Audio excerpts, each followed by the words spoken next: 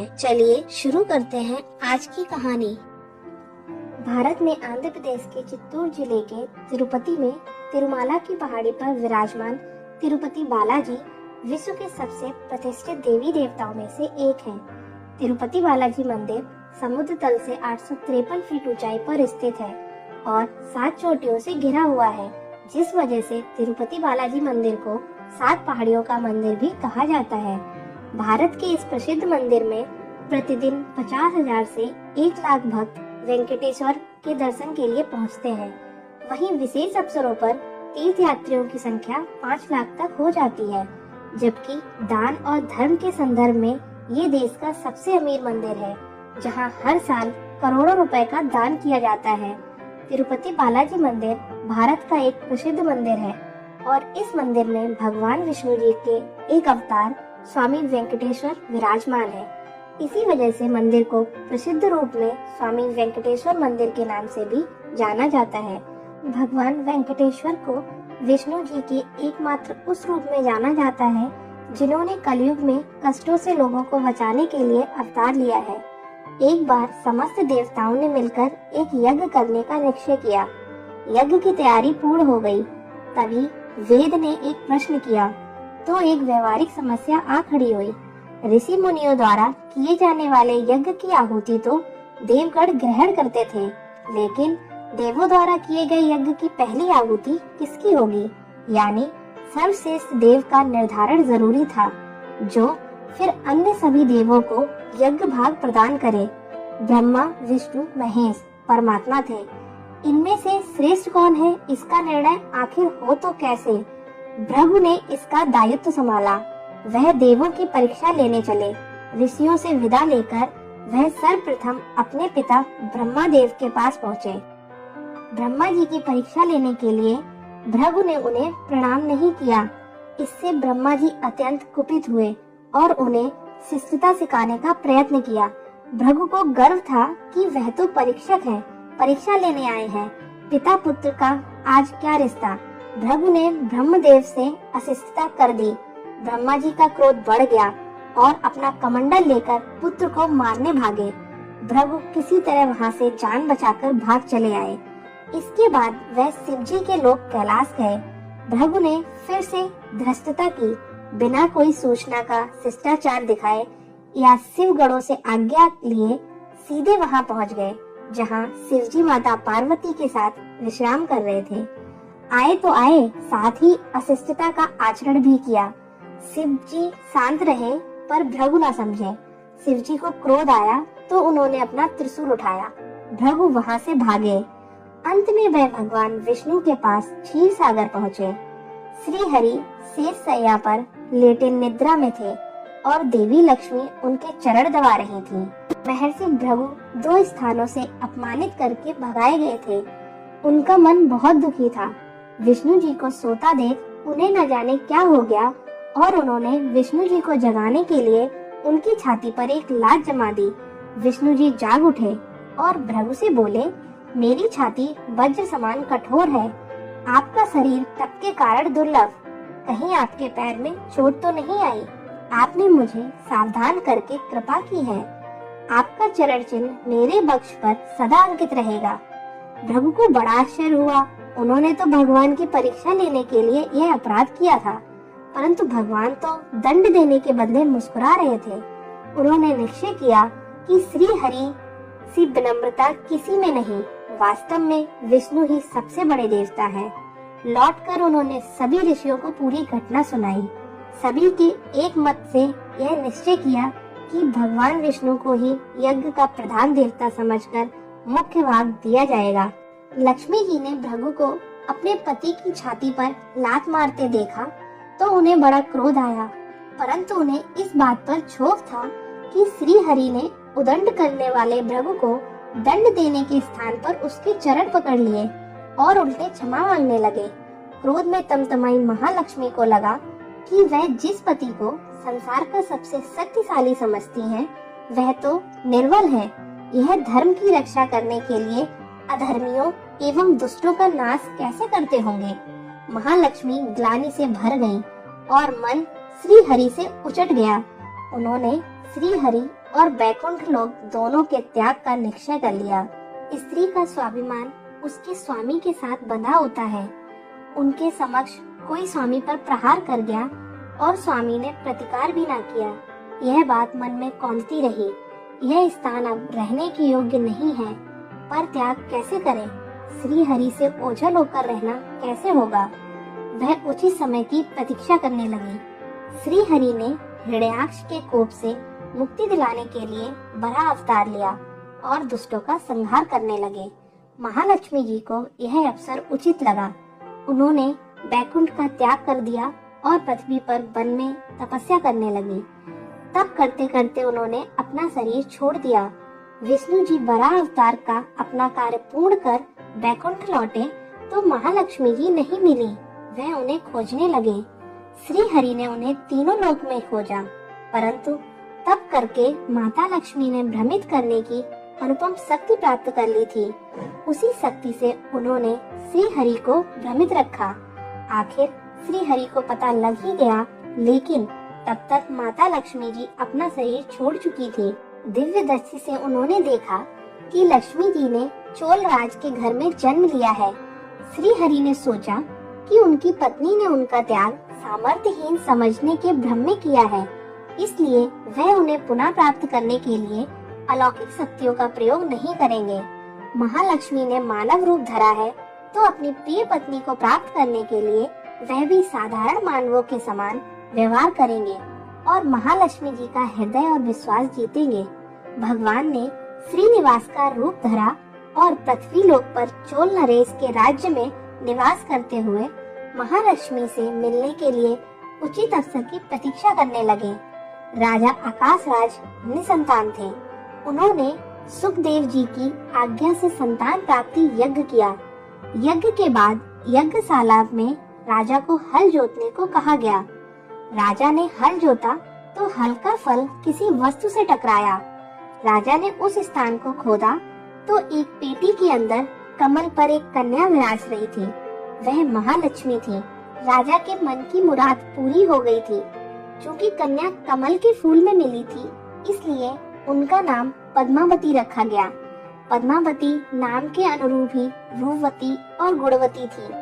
साक्षात लक्ष्मी जी का अवतार पद्मावती अब विवाह के योग्य हो गई थी।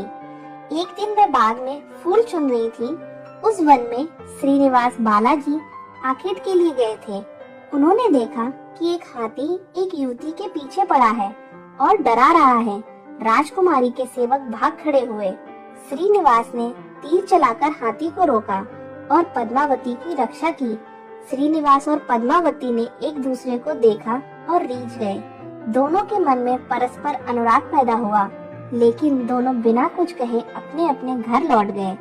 श्रीनिवास घर तो लौट आए, लेकिन उनका मन पद्मावती में ही बस गया। वह पद्मावती का पता लगाने के लिए उपाय सोचने लगे। उन्होंने ज्योतिषी का रूप धरा और भविष्य बांचने के बहाने पद्मावती को ढूंढने निकले। धीरे धीरे ज्योतिषी श्रीनिवास की ख्याति पूरे चोल राज में फैल गई। पद्मावती के मन में भी श्रीनिवास के लिए प्रेम हुआ था। वह उनसे मिलने को व्याकुल थी, किंतु कोई पता ठिकाना न होने के कारण उनका मन चिंतित था। इस चिंता और प्रेम विरह में उन्होंने भोजन, श्रृंगार आदि का त्याग कर दिया। इसके कारण उनका शरीर कमजोर होता चला गया। राजा से पुत्री की यह दशा देखी नहीं जा रही थी। वह चिंतित थे। ज्योतिषी की प्रसिद्धि की सूचना राजा को हुई। राजा ने ज्योतिषी श्रीनिवास को बुलाया और सारी बात बताकर अपनी कन्या की दशा का कारण बताने को कहा। श्रीनिवास राजकुमारी का हाल समझने पहुँचे तो पद्मावती को देखकर प्रसन्न हो गए। उनका उपक्रम सफल हो गया था। उन्होंने पद्मावती का हाथ अपने हाथ में लिया। कुछ देर तक पढ़ने का स्वांग करने के बाद बोले, महाराज, आपकी पुत्री प्रेम के विरह में जल रही है। आप इनका शीघ्र विवाह कर दें तो यह स्वस्थ हो जाएंगी। पद्मावती ने श्रीनिवास की ओर देखा। देखते ही उन्हें पहचान लिया। उनके मुख पर प्रसन्नता के भाव आए और वह हंसी। काफी दिनों बाद पुत्री को प्रसन्न देख राजा को लगा कि ज्योतिषी का अनुमान सही है। राजा ने श्रीनिवास से पूछा, ज्योतिषी महाराज, यदि आपको यह पता है कि मेरी पुत्री प्रेम के विरह से पीड़ित है, तो आपको यह भी सूचना होगी कि मेरी पुत्री को किससे प्रेम है। उसका विवाह करने को मैं तैयार हूँ, आप उसका परिचय दें। श्रीनिवास ने कहा, आपकी पुत्री एक दिन वन में फूल चुनने गई थी। एक हाथी ने उन पर हमला किया तो आपके सैनिक और दासियां भाग खड़ी हुई। राजकुमारी के प्राण एक धनुर्धर ने बचाए थे। राजा ने कहा, हाँ, मेरे सैनिकों ने बताया था कि एक दिन ऐसी घटना हुई थी। एक वीर पुरुष ने उसके प्राण बचाए थे, लेकिन मेरी पुत्री के प्रेम से उस घटना का क्या तात्पर्य? श्रीनिवास ने बताया, आपकी पुत्री को अपनी जान बचाने वाले उसी युवक से प्रेम हुआ है। राजा के पूछने पर श्रीनिवास ने कहा, वह कोई साधारण युवक नहीं, बल्कि शंख चक्रधारी स्वयं भगवान विष्णु हैं। इस समय बैकुंठ को छोड़कर मानव रूप में श्रीनिवास के नाम से पृथ्वी पर वास कर रहे हैं। आप पुत्री का विवाह उनसे करें, मैं इसकी सारी व्यवस्था करा दूंगा। यह बात सुनकर राजा प्रसन्न हो गए कि स्वयं विष्णु उनके जमाई बनेंगे। श्रीनिवास और पद्मावती का विवाह तय हो गया। श्रीनिवास रूप में श्री हरि ने सुखदेव के माध्यम से समस्त देवी देवताओं को अपने विवाह की सूचना भिजवा दी। सुखदेव की सूचना से सभी देवी देवता अत्यंत प्रसन्न हुए। देवी देवता श्रीनिवास जी से मिलने और बधाई देने पृथ्वी पर पहुँचे, परंतु श्रीनिवास जी को खुशी के बीच एक चिंता भी होने लगी। देवताओं ने पूछा, भगवान, संसार की चिंता हरने वाले आप इस उत्सव के मौके पर इतने चिंतित क्यों दिख रहे हैं? श्रीनिवास जी ने कहा, चिंता की बात है धन का अभाव। महालक्ष्मी ने मुझे त्याग दिया, इस कारण धनहीन हो चुका हूँ।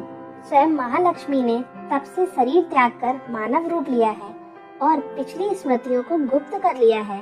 इस कारण उन्हें यह सूचना नहीं है कि वह माँ लक्ष्मी का स्वरूप है। वह तो स्वयं को राजकुमारी पद्मावती ही मानती है। मैंने निर्णय किया है कि जब तक उनका प्रेम पुनः प्राप्त नहीं करता, अपनी माया का उन्हें आभास नहीं कराऊंगा। इस कारण मैं एक साधारण मनुष्य का जीवन व्यतीत कर रहा हूँ और वह राजकुमारी है। राजा की पुत्री से शादी करने के लिए और घर बसाने के लिए धन, वैभव और ऐश्वर्य की जरूरत है। वह मैं कहाँ से लाऊं? स्वयं नारायण को धन की कमी सताने लगी। मानव रूप में आए प्रभु को भी विवाह के लिए धन की आवश्यकता हुई। यही तो ईश्वर की लीला है। जिस रूप में रहते हैं उस योनि के जीवों के सभी कष्ट सहते हैं। श्री हरि विवाह के लिए धन का प्रबंध कैसे करें, इस बात से चिंतित थे। देवताओं ने जब यह सुना तो उन्हें आश्चर्य हुआ। देवताओं ने कहा, कुबेर आवश्यकता के बराबर धन की व्यवस्था कर देंगे। देवताओं ने कुबेर को बुलाया तो कुबेर प्रकट हुए। कुबेर ने कहा, यह तो मेरे लिए प्रसन्नता की बात है कि आपके लिए कुछ कर सकूं। प्रभु, आपके लिए धन का तत्काल प्रबंध करता हूँ। कुबेर का धन तो आपकी कृपा से ही है। श्री हरि ने कुबेर से कहा, आपको भगवान भोलेनाथ ने जगत और देवताओं के धन की रक्षा का दायित्व सौंपा है। उसमें से धन मैं अपनी आवश्यकता के हिसाब से लूंगा, पर मेरी एक शर्त भी होगी। श्री हरि कुबेर से धन प्राप्ति की शर्त रख रहे हैं। यह सुनकर सभी देवता आश्चर्य में पड़ गए। श्री हरि ने कहा, ब्रह्मा जी और शिव जी साक्षी रहे। कुबेर से धन ऋण के रूप में लूंगा, जिसे भविष्य में ब्याज सहित चुकाऊंगा। श्री हरि की बात से कुबेर समेत सभी देवता आश्चर्यचकित होकर एक दूसरे को देखने लगे। कुबेर बोले, भगवान, मुझसे कोई अपराध हुआ तो उसके लिए क्षमा कर दें, और ऐसी बात ना कहें। आपकी कृपा से विहीन होकर मेरा सारा धन नष्ट हो जाएगा। हरि ने कुबेर से कहा, आपसे कोई अपराध नहीं हुआ। मैं मानव की कठिनाई का अनुभव करना चाहता हूँ। मानव रूप में उन कठिनाइयों का सामना करूँगा जो मानव को आती है। धन की कमी और ऋण का बोझ सबसे बड़ा है। कुबेर ने कहा, प्रभु, यदि आप मानव की तरह ऋण पर धन लेने की बात कर रहे हैं, तो फिर आपको मानव की तरह ही बताना होगा कि ऋण कैसे चुकाएंगे। मानव को ऋण प्राप्त करने के लिए कई शर्तें झेलनी पड़ती हैं। श्रीनिवास ने कहा, कुबेर, यह ऋण मैं नहीं, मेरे भक्त चुकाएंगे, लेकिन मैं उनसे भी कोई उपकार नहीं लूंगा। मैं अपनी कृपा से उन्हें धनवान बनाऊंगा। कलयुग में पृथ्वी पर मेरी पूजा धन, ऐश्वर्य और वैभव से परिपूर्ण देवता के रूप में होगी। मेरे भक्त मुझसे धन, वैभव और ऐश्वर्य की मांग करने आएंगे। मेरी कृपा से उन्हें यह प्राप्त होगा। बदले में भक्तों से मैं दान प्राप्त करूंगा, जो चढ़ावे के रूप में होगा। मैं इस तरह अपना ऋण चुकाता रहूंगा। कुबेर ने कहा, भगवान, कलयुग में मानव जाति धन के विषय में बहुत विश्वास के योग्य नहीं रहेगी। उन पर आवश्यकता से अधिक विश्वास करना क्या उचित होगा? श्रीनिवास जी बोले, शरीर त्यागने के बाद तिरुपति के तिरुपला पर्वत पर बालाजी के नाम से लोग मेरी पूजा करेंगे। मेरे भक्तों की अटूट श्रद्धा होगी। वह मेरे आशीर्वाद से प्राप्त धन में मेरा हिस्सा रखेंगे। इस रिश्ते में ना कोई दाता है और ना कोई याचक। हे कुबेर, कलयुग के आखिरी तक भगवान बालाजी धन, ऐश्वर्य और वैभव के देवता बने रहेंगे। मैं अपने भक्तों को धन से परिपूर्ण करूंगा, तो मेरे भक्त दान से न केवल मेरे प्रति अपना ऋण उतारेंगे, बल्कि मेरा ऋण उतारने में भी मदद करेंगे। इस तरह कलयुग की समाप्ति के बाद मैं अपना मूल धन लौटा दूंगा। कुबेर ने श्री हरि द्वारा भक्त और भगवान के बीच एक रिश्ते की बात सुनकर उन्हें प्रणाम किया और धन का प्रबंध कर दिया। भगवान श्रीनिवास और कुबेर के बीच हुए समझौते के साक्षी स्वयं ब्रह्मा और शिव जी बने। दोनों वृक्ष रूप में साक्षी बन गए। आज भी पुष्करिणी के किनारे ब्रह्मा और शिव जी बरगद के पेड़ के रूप में साक्षी बनकर खड़े हैं। ऐसा कहा जाता है कि मंदिर के निर्माण कार्य के लिए स्थान बनाने के लिए इन दोनों पेड़ों को जब काटा जाने लगा तो उनमें से खून की धारा फूट पड़ी। पेड़ काटना बंद करके उन पेड़ों की भी देवता की तरह पूजा होने लगी। श्रीनिवास और पद्मावती की शादी पूरे धूमधाम से हुई, जिसमें सभी देवगण पधारे। भक्त मंदिर में दान देकर भगवान पर चढ़ा ऋण उतार। अगर आज की स्टोरी आपको पसंद आई तो इस स्टोरी को लाइक और शेयर करना ना भूलें और चैनल को भी सब्सक्राइब करें।